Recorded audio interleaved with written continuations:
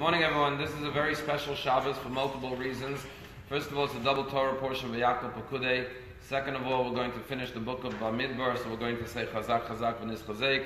Third of all, we're going to have a second Torah for Parshas Parah, about the red heifer, the Parah Adumah. And finally, it's also Shabbos Mevarchim HaChodesh. We're going to bless the month of Nisan, which is no ordinary month. It's the first month of the year. But the Torah portion begins how Moshe gathers the Jewish people and teaches them the laws of Shabbos. But specifically, he mentions one of the 39 commandments. Lo tevaru eish b'chol moshvatechem b'yom Shabbat. Do not burn a fire, which means you shouldn't start a fire. You're allowed to have a fire burning on the day of Shabbos. The Bali Musar say, why is this commandment singled out?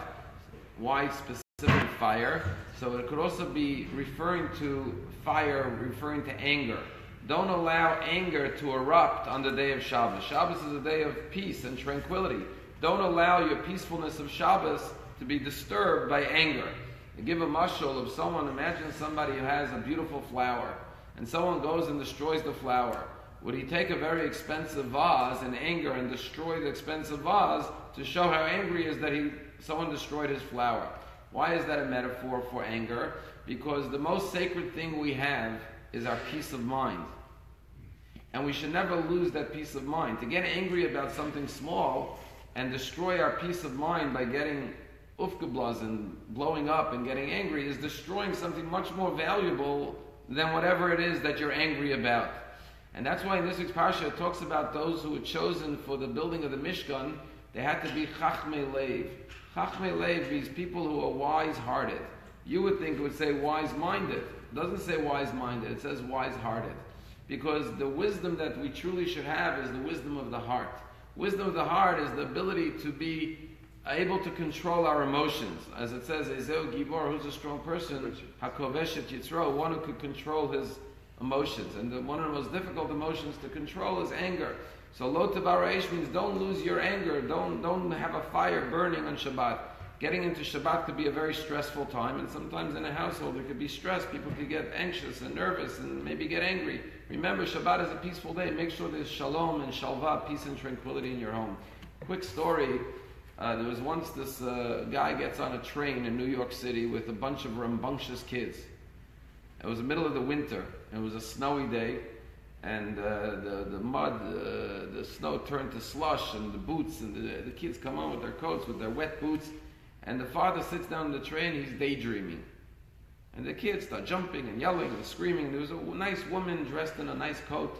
She's trying to read her book, and she sees these kids screaming, yelling, making a tumult.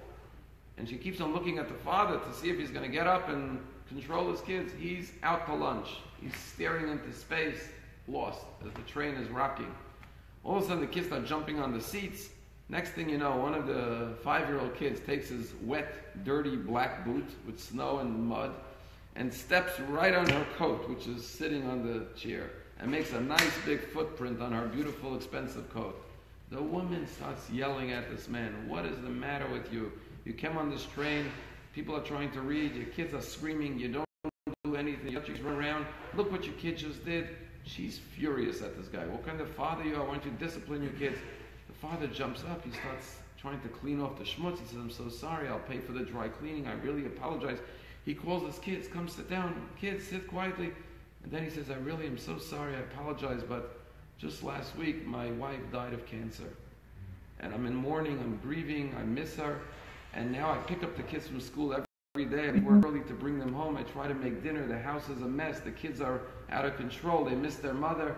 And I was just sitting there thinking about my wife. I was so lost in my thoughts, I wasn't paying attention." The woman hears it. She says, "I'm so sorry to hear that. Come, let me help you." She calls the kids over. "Here, I have some candy in my pocketbook." And she starts helping him and giving the kids candy. All of a sudden, her anger went from burning anger to love and compassion and sensitivity. Why? Because she learned something she didn't know before. Sometimes we get angry because we don't understand the whole set of circumstances. And therefore we jump to conclusions, we get upset. Sometimes we have to realize maybe there's something we don't understand about someone else's life, someone else's circumstances. The Torah tells us we should never get angry. But especially on the day of Shabbat, make sure that there's peace and tranquility. And Shabbos we come to shul, a lot of people, we should always be peaceful in shul, kind to each other, never allow anger to disturb the beauty and the harmony of Shabbos.